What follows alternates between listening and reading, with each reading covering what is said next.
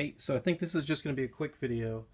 I remember people asking about internals, so rather than going over the externals, which I want to say Blono, if I get the name wrong, I'll fix it. Nerf did. I thought I'd show the internals. A couple quick notes.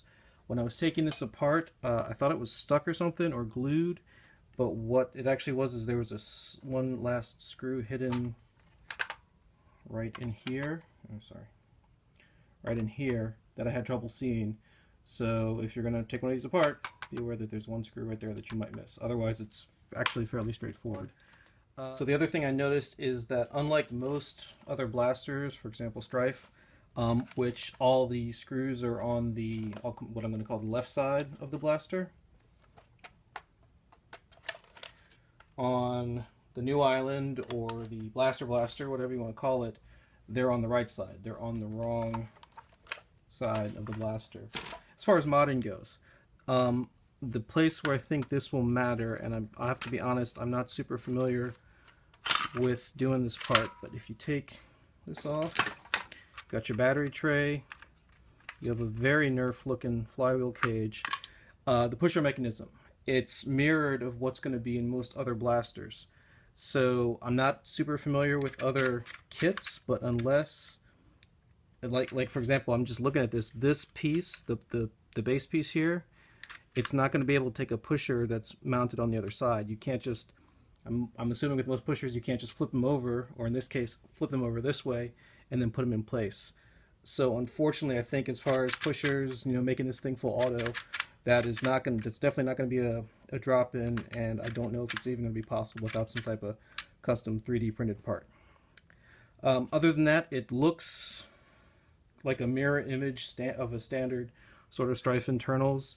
You've got your pusher mechanism here, which works fairly standard. You got your rev trigger, which I already lost the spring for, but I can find a replacement. Pretty standard. Your mag release. This looks like a pretty standard flywheel cage. The only thing I'm curious about, and I guess I can look it up, but to my eyes, this looks like a capacitor, whereas most of the other ones have a resistor. I'm not super worried about it, because what I think I'm going to do is I have two of the Michel 2.0 motors left, and I'm thinking I'm going to, yeah, you can see that. If I can get the glare off there.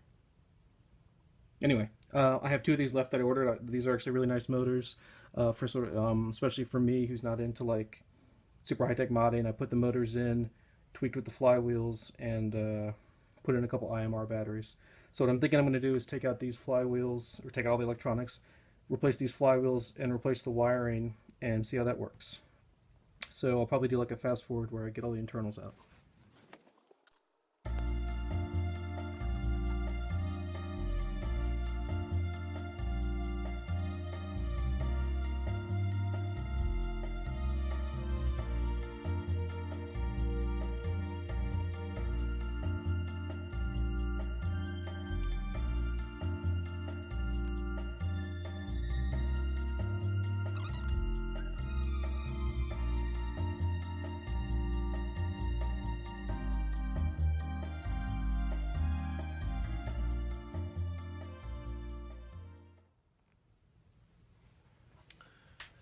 So I got the flywheel cage apart. Now I'm just going to plug in a soldering iron and remove all the wiring.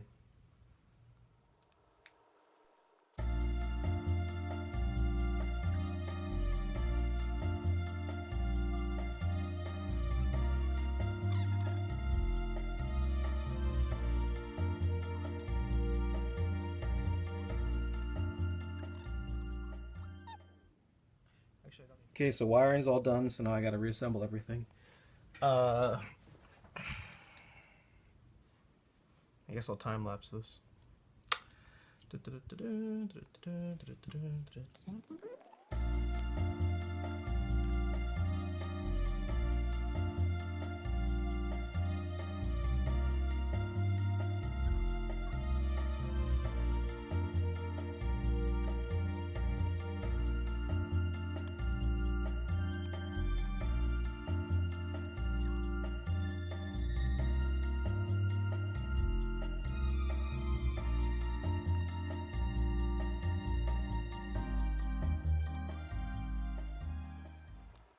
The basic rewiring, everything went okay. I went a little heavy with the actual gauge of the wire. I think I used 16 gauge, which is, sorry, it's the fan, which is a little heavy, but hopefully it'll hold up. The wire is a little tight right in here, but I think it'll be clear, and went underneath the shielding here. I didn't make this green wire long enough, unfortunately, so there's not much slack there.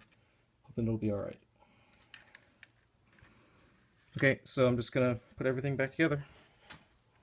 Everything in frame-ish.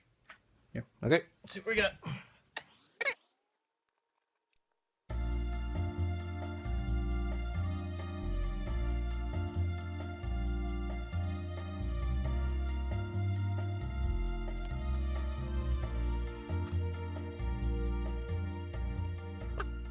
So I just noticed something kind of interesting. Again, I don't know if this is standard or not, but there is actually kind of a trigger lock in here. So, so we can do this. So to rev, this has to go down all the way, like that. And unless that goes down, it actually blocks the trigger. So I will have to cut this, get this in focus, cut this tip off here if I want to remove the trigger, this trigger lock. And I think I want to. I hate cutting pieces of plastic. It drives me nuts. But yeah, I don't see. Sophie, saddle. I don't see a way around it. Okay, I'm gonna cut while I cut this. Well, that was easy at least. I just had to cut this little bit off of the end here. So now the switch isn't blocked. There you go. The switch isn't blocked, even if the rev trigger isn't pressed down. So now trigger's free. Rev still works. Back to assembly.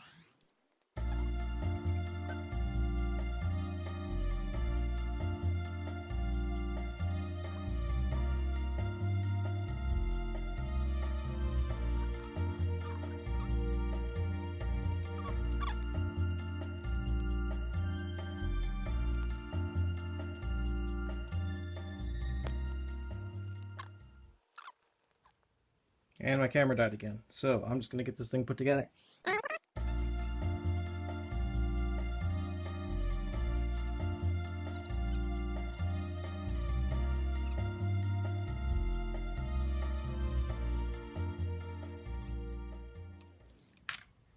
If I have any lesson to pass on to people, it's that 16 gauge wiring is too heavy. 18 is probably good. Really don't want to torque this too much because eventually I'm going to start breaking wires.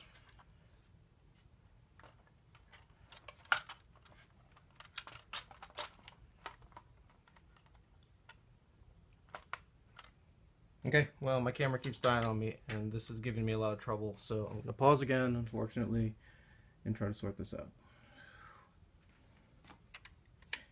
Okay, so because this blaster is symmetric and has a much narrower profile and doesn't have what do you call it, a flywheel K extension the way like a Strife does, I'm finding that it's not fitting back together, and what I'm thinking I have to do, and I already started but I want to stop, is sand, can you see it?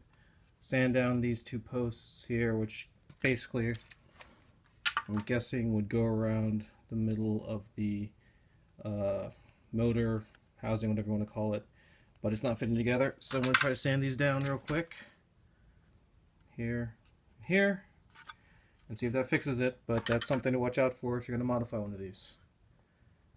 I will be right back. Okay, so where the hell am I? There. Sorry. Shaved that all the way down, shaved that down pretty well, cleaned it up a little bit, Tolerances are pretty tight, so I'm hoping that's good enough. I'm gonna try to assemble it. Okay, so the blaster's all assembled. I'll be honest, this was a really difficult assembly. The wiring, I mean, I had to redo a lot of the wiring. 16 gauge wiring was just too thick, would not fit. 16 gauge copper wire, I don't know, it didn't bend really easily, so I had a lot of trouble getting it to route through the blaster the way I wanted to, so I had to replace most of the wiring inside the cage with, I think, 18 gauge wire, which made a big difference. But honestly, by the time I was done with the whole process, I was so exhausted that I didn't video it or anything. So anyway, it does sound pretty loud. It doesn't sound great compared to like a Strife. I'm just wondering if it's because the plastic is a little bit cheaper. That's what I'm hoping. I'm hoping the motors are fine and everything. And the other thing I'll be honest about is it actually sounds better today than I thought it did yesterday. And I think yesterday I was just so, last night I was just so over it that I was really down on it. But it's doing okay. So we're going to try the tree test. This is the tree. Ideally, if I fire over the tree with AccuStrike darts, they should reach the street. Now, when I tried it last night, the first dart always pinwheeled out of the magazine for some reason. So let's see what happens. Oh, fired. Good. Hit the tree.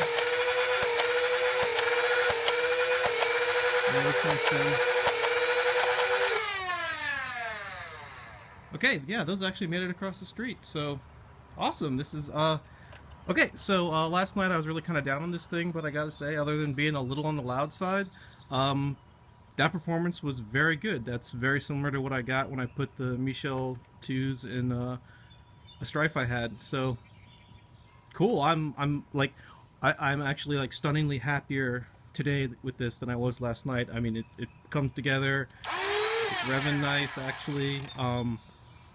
Wow, I'm really happy. So if you're willing to put in time and effort, I gotta say I think this blaster is worth it. It's a cool platform. You get a lot of rails, a lot of tactical goodness. It looks really cool. It's really unique. Yeah, if you want to put a little effort into it, definitely worth it. Magazine's cool. Thank you very much for watching. Oh, I guess I should show you where the darts went. I mean, as long as we're doing this. So, a couple hit the tree and just didn't get very far. But the rest, and usually if they get to the edge of my yard, that's about, elite performance, getting to the street. So one went here, and then the rest all made it in a pretty impressive grouping across the street, almost to the neighbor's yard. And I'm going to stop filming because I am technically filming my neighbor's yard and house at this point. Awesome.